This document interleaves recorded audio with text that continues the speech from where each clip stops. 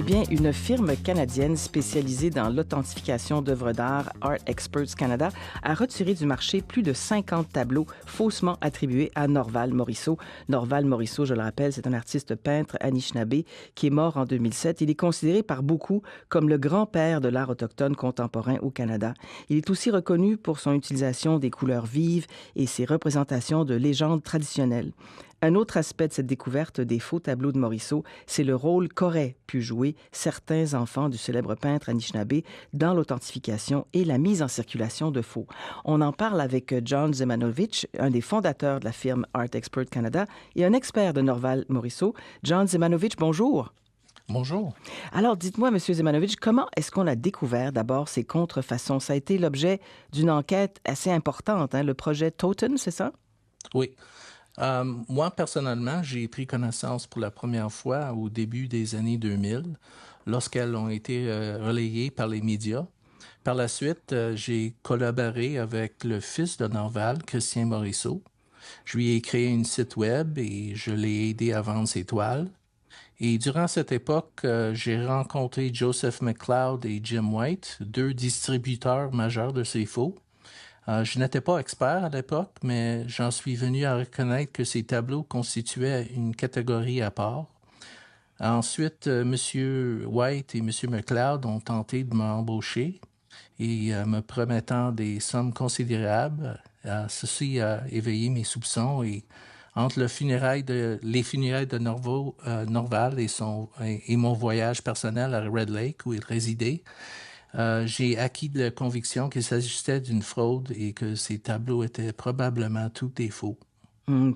Et ça a mené à des arrestations, ça, et à des saisies aussi de tableaux? Oui, l'enquête Project Toton a abouti à l'arrestation de 8 personnes et à la saisie de plus de 1000 faux Morisseau. 1000. 1000. Et toutes les poursuites judiciaires ont conclu et la condamnation du marchand d'art Jeff Cohen à la fin de 2025 est la conclusion finale de l'accusation. Et M. Cohen est actuellement en attente du prononcé de sa peine. Alors, qu'est-ce qui est révélateur d'une contrefaçon? Comment est-ce qu'on reconnaît un faux tableau, là? Il faut dire qu'il n'existe pas de solution miracle unique que je puisse proposer.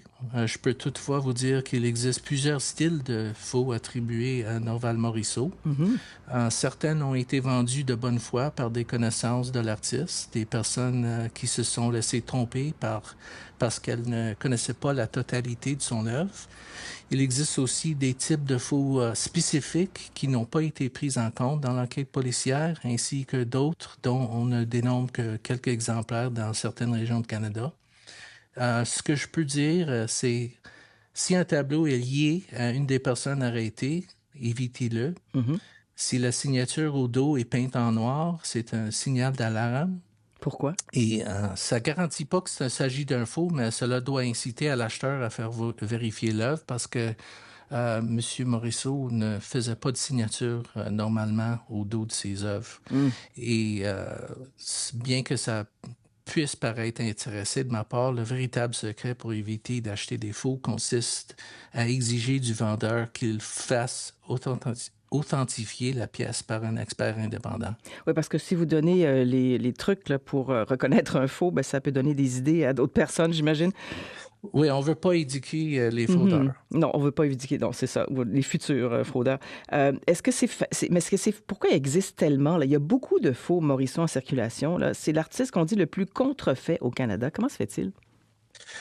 Ben, on ne sait pas avec certitude combien de fraudes qu'il y a, mais nous estimions, nos estimations situent le nombre de faux tableaux entre 4000 et 6000. Ouf. Ouais, c'est énorme, ça. Mais est-ce que c'est facile de faire des contrefaçons de Morisseau? Est-ce qu'il a un style qui rend ça particulièrement facile? Il y a un style qui nous peut-être fait penser que c'est simple de faire des contrefaçons, mais un œil expert comme le mien, je vous dis que c'est pas très facile de faire un bon contrefaçon. Mhm. Moi, j'ai pris 7 ans pour apprendre comment faire un bon contrefaçon. Hum. Ah oui, donc on peut pas faire ça soi-même, là. Si on l'a acheté, il faut mettre ça dans les mains des experts, j'imagine. Puis, Oui.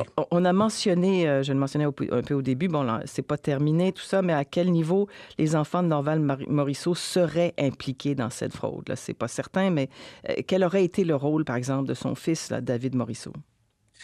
Malheureusement, comme je suis encore, je dois témoigner sur cette question en septembre. Mon avocat m'a conseillé de m'abstenir de tout commentaire au Hum. sujet. Ce que je peux dire toutefois, c'est qu'il est possible de trouver sur l'Internet des articles traitant de mon précédent témoignage de juin. Mhm. En plus, il existe notamment un excellent article français sur le sujet, publié par Radio-Canada et écrit par Ismaël Oudassine et Dominique Degré. Bon, on réfère à nos propres articles. C'est pas une Oui. mauvaise chose. Bon, est-ce qu'est-ce que vous faites de ces contrefaçons? Il y en a plus, vous dites qu'il y en avait 1000. Où est-ce qu'elles se retrouvent? Qu'est-ce qu'on fait avec ça? La question des tableaux saisis est actuellement devant des tribunaux et attend la prononcée de la peine de Cowan pour trancher la question de l'implication présumée de la famille dans la fraude. De notre point de vue, il existe de nombreuses raisons d'acquérir ces tableaux. Nous voulons les retirer du marché afin que les œuvres authentiques de l'artiste puissent véritablement représenter son héritage.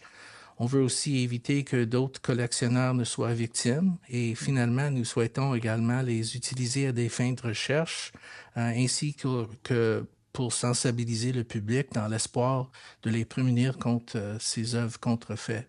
Alors, qu'est-ce qu'on fait si on croit être en possession d'un faux Morisseau? On se fait dire que c'est un faux Morisseau. On perd son argent. Qu'est-ce qui se passe? Ça dépend. Pour nous autres, lorsque nous authentifions une œuvre pour un client, nous concluons un contrat dont les clauses lui permettent d'échanger une œuvre contrefaite de Norval Morisseau contre un remboursement substantiel. C'est notre façon d'inciter les clients à nous remettre ces tableaux afin que nous puissions les retirer du marché. Et vous faites ça à vos frais, si je comprends bien. C'est un peu ça pour protéger les vrais Morisseau. C'est pour ça que vous faites ça?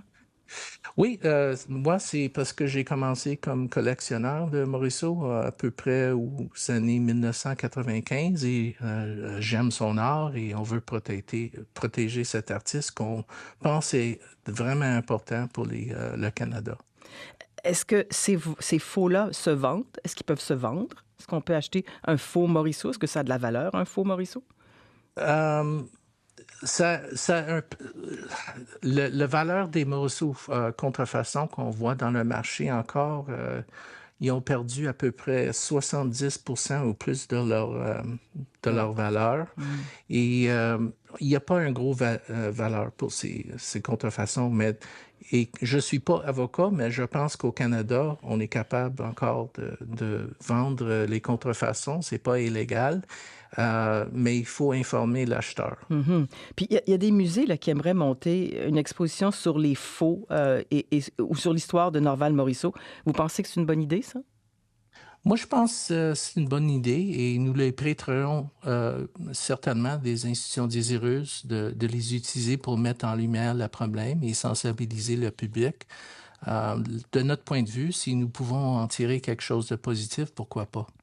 Puis est-ce qu'il y a, bon ça on parle de Norval Morisseau, mais est-ce qu'il y a d'autres artistes qui sont contrefaits aussi? Est-ce qu'il y a un réseau important de la fraude artistique au Canada? Je pense que, sans donnant des noms, je pense que partout où l'on trouve des œuvres d'art de valeur et des collectionneurs fortunés et aussi des criminels, on va trouver un réseau de fraude. Et il faut se souvenir qu'au Canada, il n'existe aucune unité spéciale des forces de l'ordre dédiée à la criminalité liée à l'art. Hmm. Et pour moi, j'estime que l'affaire de la fraude liée à Norval Morisseau démontre peut-être la nécessité. D'une telle agence. Merci beaucoup, M. Zemanovic. Merci infiniment d'avoir pris ces moments avec nous. Merci pour votre intérêt. Merci, au revoir.